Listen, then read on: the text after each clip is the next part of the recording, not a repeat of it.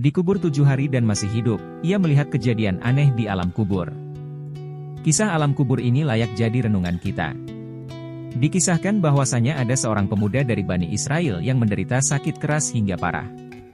Berobat kemana saja hasilnya tetap nihil, si pemuda tidak berhasil mendapatkan kesembuhan. Karena saking parahnya keadaan, ibunya mengucapkan nazar, jika anaknya sembuh dari penyakitnya, ia akan keluar dari alam dunia selama 7 hari. Setelah Allah Subhanahu wa Ta'ala memberikan anugerah kesembuhan kepada anaknya, ia tidak dapat melaksanakan nazarnya sebab tidak mengetahui bagaimana caranya keluar dari alam dunia. Suatu malam ketika tidur, ia bermimpi didatangi seseorang berjubah putih seraya berkata, "Penuhilah nazarmu, agar kelak tidak mendapat musibah yang berat dari Allah." Orang berjubah memberi petunjuk agar perempuan itu dikubur hidup-hidup selama 7 hari.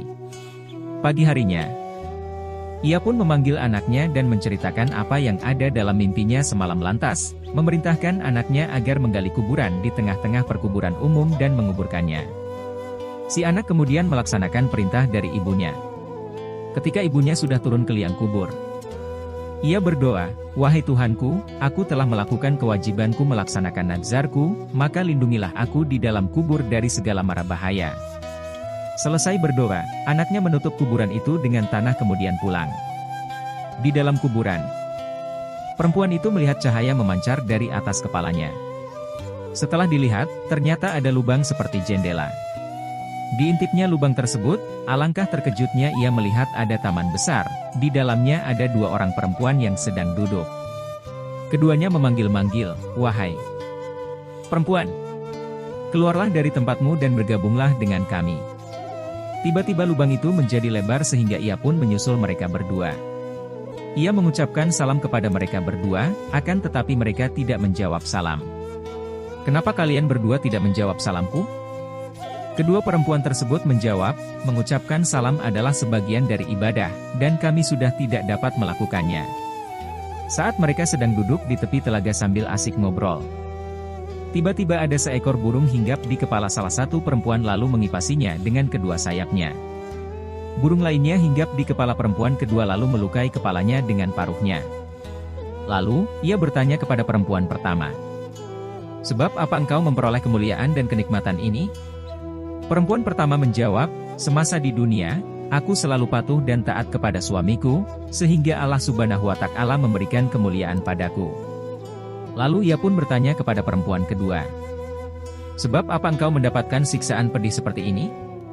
Perempuan kedua menjawab, "Ketika hidup di dunia aku tekun beribadah, namun aku durhaka kepada suamiku, sehingga Allah Subhanahu wa Ta'ala memberikan siksaan pedih seperti yang engkau lihat. Suamiku tidak meridaiku sampai meninggal dunia hingga saat ini. Oleh karenanya, jika engkau telah kembali ke dunia lagi, maka sampaikanlah minta maafku kepada suamiku, barangkali suamiku berkenan memaafkanku dan meridaiku." Setelah 7 hari lewat, 2 perempuan itu berkata, "Berdirilah dan masuklah di kuburanmu, karena anakmu sudah datang menjemputmu." Ketika ia memasuki kuburannya, anaknya sudah selesai menggali kuburnya. Kemudian mengeluarkannya dari dalam kuburan dan membawanya pulang ke rumah. Sesampainya di rumah, berita tersebar luas bahwa dirinya masih hidup dan berhasil memenuhi nazarnya. Banyak tetangga berbondong-bondong dan ingin mendengarkan pengalamannya. Tanpa disadari ia melihat suami perempuan yang mendapat siksaan di alam kubur dan menceritakan apa yang dialami istrinya. Perempuan itu memintakan maaf dan ridho kepada suami perempuan tersebut. Setelah mendengarkan ceritanya, suaminya mau memaafkan dan meridai mendiang istrinya. Malam harinya, ia bermimpi bertemu dengan perempuan tersebut. Ia berkata, "Aku sekarang sudah terbebas dari siksaan sebab pertolonganmu. Mudah-mudahan Allah Subhanahu wa Ta'ala membalasmu dengan kebaikan dan mengampunimu dari segala kesalahan."